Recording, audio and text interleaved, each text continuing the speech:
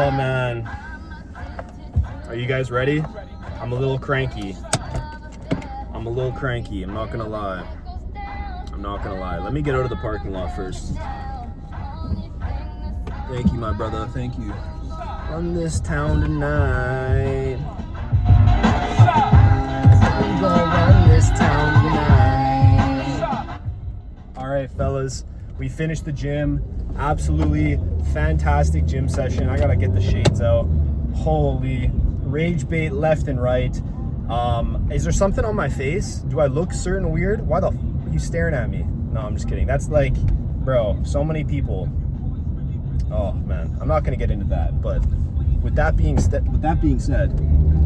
fantastic session. The only thing that I didn't really like from this session was the barbell 45-degree hip extension. I'm trying to do full range of motion, but there's this sticking point in the mid-range that you really have to break, and it's just pretty hard to standardize compared to standardizing when your torso is just parallel with the floor. Now the benefits of doing full range of motion is I don't need somebody to stand on the back of the machine because it's not bolted down, and I can make use of less weight. When in doubt, use a full range of motion. I can't believe I'm saying that, but yeah, when in doubt, use a full range of motion. Control the eccentric.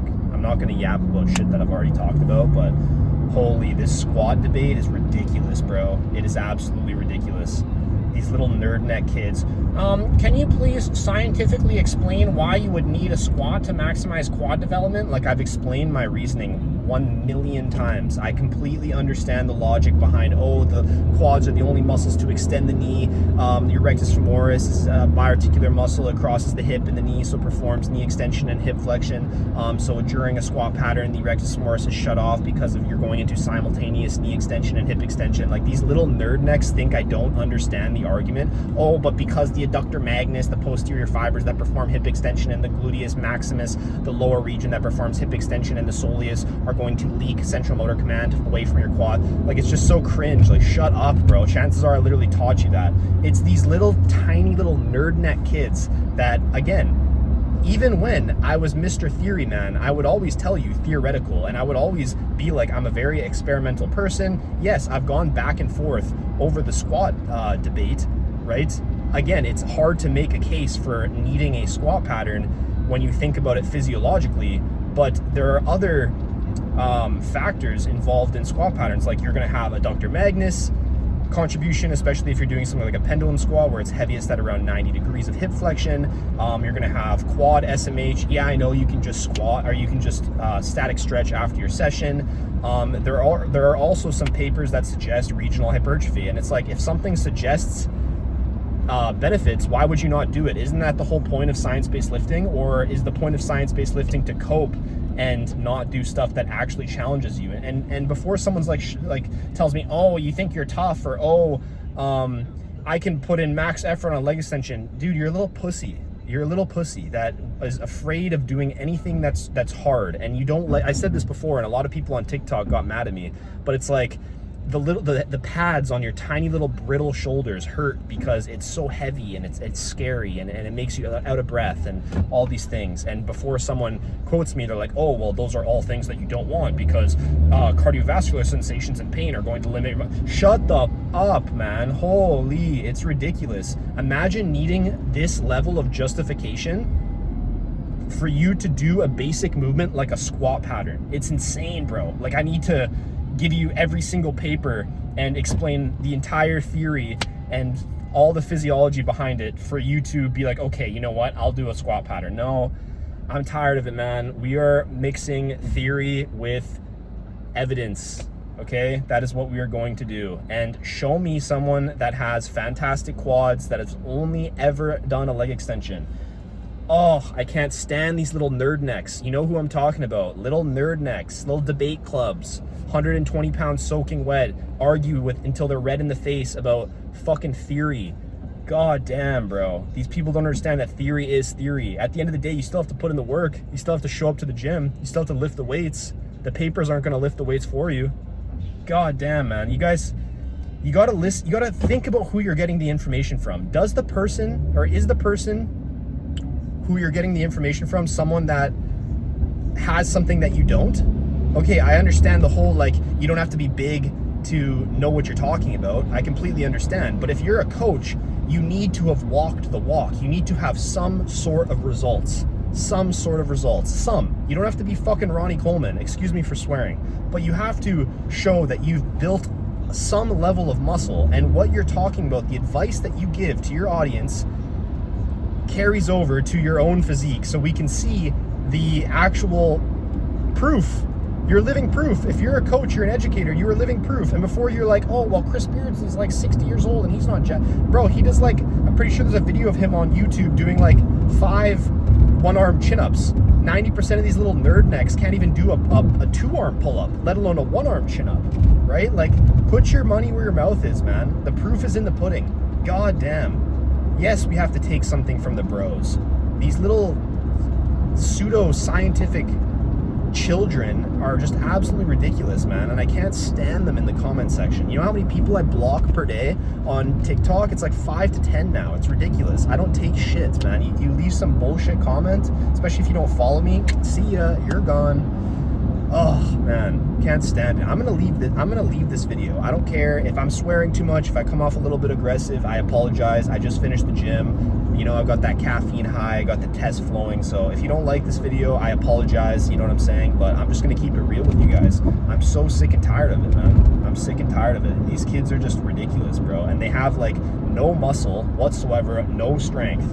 Now, I'm not going as far as siding with some clown like Runvus. First of all, this is another topic.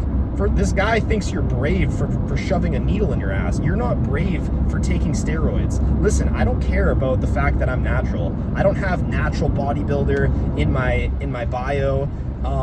I don't like, sure, I mention it from time to time, just because people ask, but it's like, I don't care. I don't compete. I'm not a bodybuilder. Like, you don't deserve respect and like a badge of honor because you decided to hop on test. Like, that's your decision, bro. That's perfectly fine. I have clients that are on enhancements. My biggest mentor is JP, and he's taken more drugs than anybody that's alive, probably. It's so ridiculous, man. This guy's such a clown. And I don't even know where to start, to be honest. I don't know where to start. Yeah, it's just, he also looked pathetic naturally, to be honest. But that's another topic for another day. But there are a lot of things I do agree with him on, and science-based lifting is an absolute joke at the current point. But to bunch me in with the rest of the little nerd necks, the guys that, like, bro, I've been lifting for 12 years, I'm 28 years old, I'm not 12, I'm not 15, I didn't just go to the gym like 2 years ago, bro. I've been doing this, man. I've done squat patterns, I've done the deadlifts, I've done the presses. Like, don't put me in with the rest of them, all right? With that being said, I lost my train of thought. What was I going to talk about? I was going to talk about something. Not the squat debate, not the pathetic state of the science-based lifting community. What was I going to talk about today? Maybe it'll come back to me, but rather than me just rambling.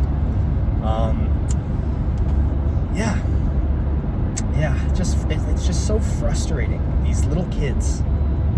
Like, this one guy had this comment, please, can you explain scientifically why I would need a leg extension or a squat pattern to maximize quad development? Like, dude, it's ridiculous how far we've come to need a justification to do that. And then you have these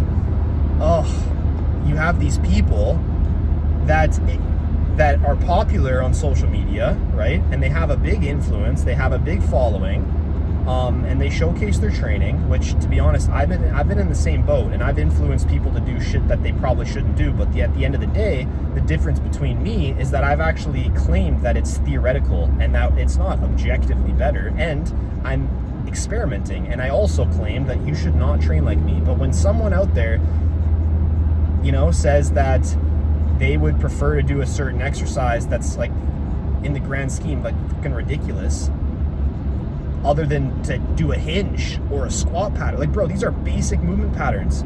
How do you expect to get big and strong if you're not performing basic movement patterns.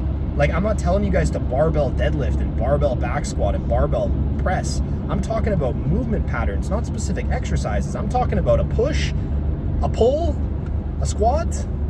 Like, god damn, man. It's ridiculous.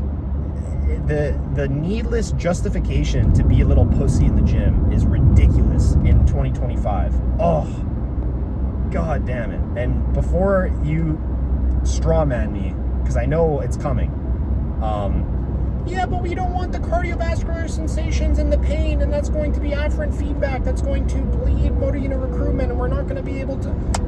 Oh, man, you will make more gains not thinking about any of that bullshit than squabbling and arguing on the internet over some theoretical benefits. Like, it's just so ridiculous, man.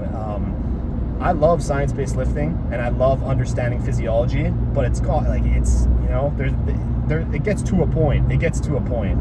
It's not even science-based anymore. It really isn't. It's theory-based, and that's why Mark Gabe Cruz, shout out the GOAT, the Church of Scientology, or what does he call them? Scientologists? I don't know what he calls them, but it's like ridiculous, bro. Like, and then I'm getting clowned for saying just get strong by people who are not strong. Who are you gonna listen to? I'm literally giving you the most basic advice. Sure, like, you know, you could go down the rabbit hole and you know, start adding schizo reps to your program, or start you know, not I don't know, like walking on a flat treadmill because of the muscle damage. And again, it sounds like I'm going after Yo. I want to make it clear that Yo is my friend. Sure, do I disagree with some things that he says? Sure, but I do agree with a lot of the stuff that he says. We just think that I just place more value in other things and he places more value in another. Again, there's no disrespect. Yo is my brother, so let's not get that twisted. But it's the followers. It's the followers of him. It's the followers of me. It's the followers of the people that are super hyper specific, science-based, whatever. We have lost the plot. We have lost the plot. Again, if you are looking at yourself in the mirror and you're wondering, why do I not look as good as this guy or this guy or this guy? I'm telling you this right now. Let me take off the glasses. I'm telling you guys this right now. It is not because you're not doing this special exercise. It is not because you're not eating enough protein. It is not because you're training 2 times a week and not 3 times a week. It is not because you are not applying neuromechanical matching. It is not because you are holding a Bluetooth handle. It's because you either A, don't have the genetics, which don't cope. If you haven't been doing this for 5 years consistently without a single missed workout or a single missed meal, I don't want to hear goddamn shit about your poor genetics. That's one. And then 2, time, which again, it's the same thing. If you haven't been working out for 5 years consistently, no fail, sleeping 7 to 9 hours a night, eating at least 0.8 grams per pound of body weight in protein, eating close to your maintenance, progressing your lifts. If you haven't done that for 5 years, then you don't get a say. Nothing. You're not type 1 fiber dominant. You're not destined to be small. If you go down that route, that thinking, then you're destined to be weak because you have literally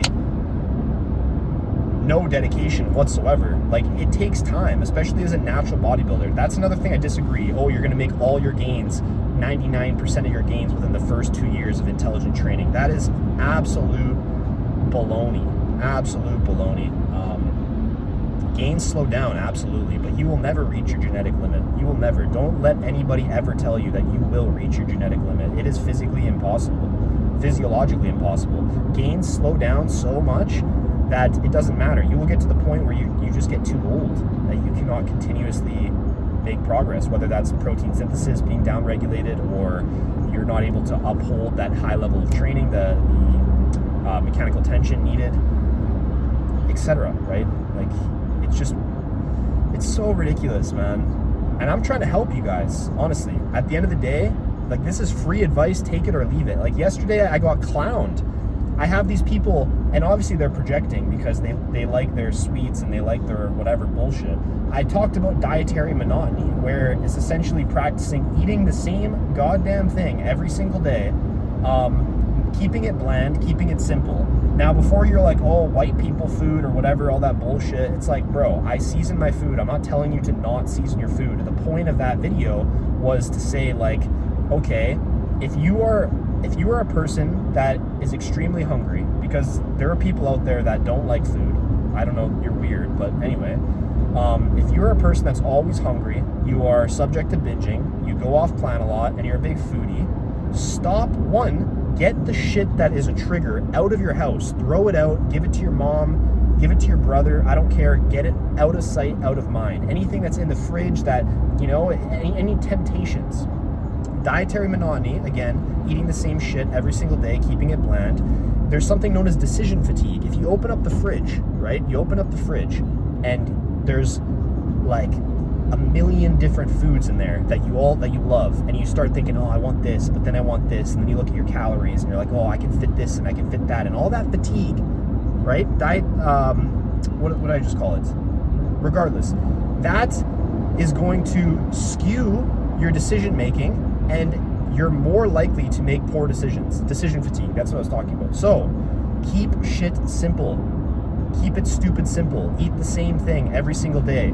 Oh, but that's boring. Oh, but you know, a variety is the spice of life. Oh, but I like this and I like that. Bro, you're going to be dieting for like a couple months of your life. Learn delayed gratification. Learn that shit that you want in your life takes time. And if you want something, and that something is great, like for example, staying at 10% body fat, getting a 3-plate bench press, you name it, then you're going to have to sacrifice something. You can't have your cake and eat it too.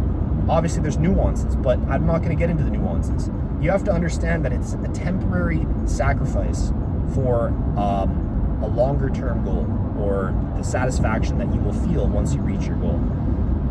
Okay, so practice dietary monotony. This is a tool. This is not me saying that you can't have sugar-free sauces, or you can't have sugar-free seasonings, or you can't salt your fucking chicken. You can salt and pepper your chicken. Don't strawman me, but just understand that if every single meal that you eat looks like dessert, you are going to crave more dessert.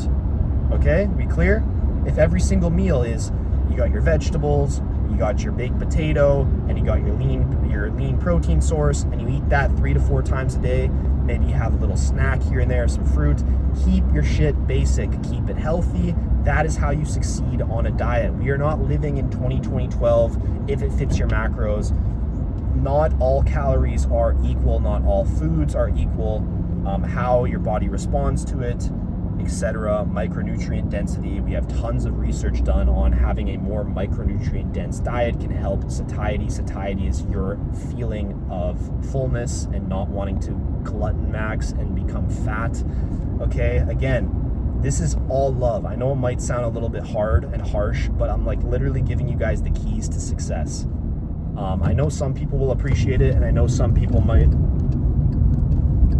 not like me for it, but you know what? I'm just being real at the end of the day. So I want to see all you guys succeed. I know I mentioned that in the last video. I was about to say it. I honestly do. I do want to see you guys succeed. So I'm trying to kind of sway the content in a way where we're going to focus on what matters. We are going to, if you want to argue, we can argue about what matters. The big rocks that are going to allow you to make the most amount of progress in your lifting journey. We are not going to fixate over theoretical 0.1 percentages and argue to be right with some 120-pound twerp with a little pocket square in his checkered shirt and his little... Anyway, not going to get down that road. I might sound like a bro. And trust me, it's funny because like people are like, oh, well, you switched up, like you weren't like this. Like this is just, I've always been like this. Obviously, I'm obsessed with physiology and I'm obsessed with theory and I love experimenting, but you know, it's gotten too far. I want to explain to you guys what actually matters. Now, I'm not saying frequency doesn't matter. I'm not saying motor unit recruitment, mechanical tension, everything that we know and we speak of, the basics, none of that matters, because it absolutely does. But in the grand scheme of things, like I said, focus on what matters. Argue about the stuff that matters. Do the squat patterns. Okay, if your back, like I have a homie, Toto, you know, he had a surgery for his spine. Okay, that's nuance. Maybe the leg press or the hack squat or the pendulum squat is probably not the best exercise for him. Maybe we need something different. Maybe he just does leg extensions.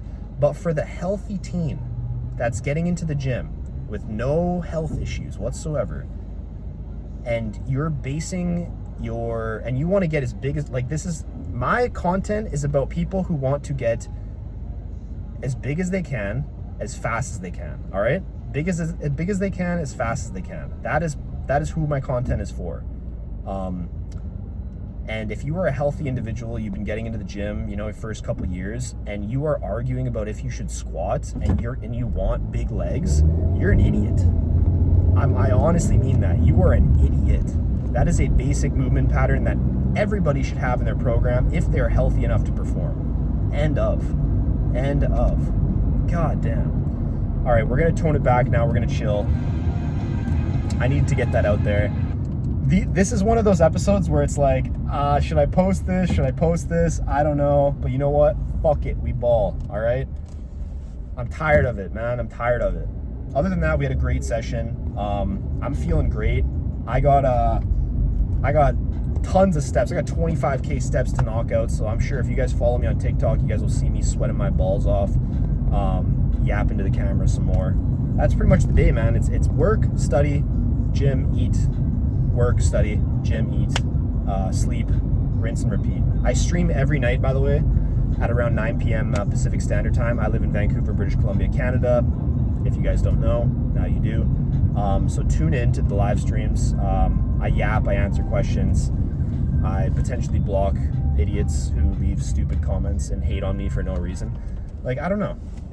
I completely Mundy's going through the same thing, but Mundy's always been going through it. Mundy has been such a G, honestly. Like, even before I even knew him, he was always just so supportive of me, like, for no reason. Well, I mean, I've been on the opposite end of the spectrum as him, right? He's been, I don't know, I don't care, talking about practical application, talking about what matters, right? Obviously, me being a coach and have done this for, like, I'm even older than Mundy, right? Obviously, the guy's like 8 times my size and strength, but, you know, that's why you respect strength, you respect size. Sure, it doesn't always matter, but you definitely respect it. Now, this can be taken too far because there's some people at my gym who are monsters, but it's like, if your size does not correlate to your strength, you're either A, a genetic freak, or B, you have abused gear, or C, all of the above, right? And there's a lot of people that do that, and it's pretty easy to tell because, again, if your size does not correlate with your strength level, there's a good sign that it's probably not all the hard work that you put in, bro. There's probably a little something that you're not really talking about. But regardless, we're going back to Mundy. Mundy is such a G. Honestly, I respect him so much, and he gets a lot of hate for how he responds and acts on social media. But honestly, you guys don't understand the entitlement in the community, and that it's this. I swear, this is like the only industry where people expect information for free after getting so much, right? Like, I don't want to be that guy and be like, oh, I've given you guys so much. Like, you know, I don't care about that. And I will continue to give away for free as much as I possibly can. But it's just, you gotta, like, a little bit of respect goes a long way. So anyway, I just wanted to give a shout out to Mundy. He's the homie. Obviously, anyone who's watching me knows who he is. He's a fantastic guy, regardless of whatever you think about him or whatever he said. But yeah, just wanted to give a shout out to my brother. He's probably not going to see this, but anyway, I'm pulling up now. Hopefully you guys enjoyed that yap. It was a little aggressive. Hold up, we parallel right now. If you guys don't know how to parallel park and you are 16 and above, what are you guys doing? You know what I'm saying? But yeah, it was a little bit aggressive, but we're gonna keep it in. I don't even know, last episode I was yapping so much I didn't even know what to call it. I'm kind of getting used to talking to the camera in the car because I could tell that I don't even think. I'm just like, you know what I mean? Anyway, 25-minute banger. Hopefully you guys enjoyed. Much love. I appreciate every single one of you guys. If you made it to this video, or to the end of this video, you are the real ones. Genuinely, I appreciate you guys so much. You've gifted me this platform. You've put me on a pedestal that I don't deserve. I'm just some random dude from Vancouver, Canada, that decided to pull out the camera and talk about his experience with weight training. Obviously, I'm a huge nerd at heart, but science-based lifting needs to become science-based again. As Jewers said it best. I love Jewers too. That would be such a crazy collab, like me, Jewers, and Mundy shitting on science-based lifting. It's really nice because it's like the fact that I've been on both ends and I've been the hyper specific maximalist theory guy, but I've also been on the other end. It gives you guys a nice perspective, right? Because I've done both, and at the end of the day, we got that experience. So anyway, hope you guys are having a fantastic week. It's Wednesday, I believe. I will see you guys Friday. We got a double upload today. Much love. Appreciate you guys. Peace.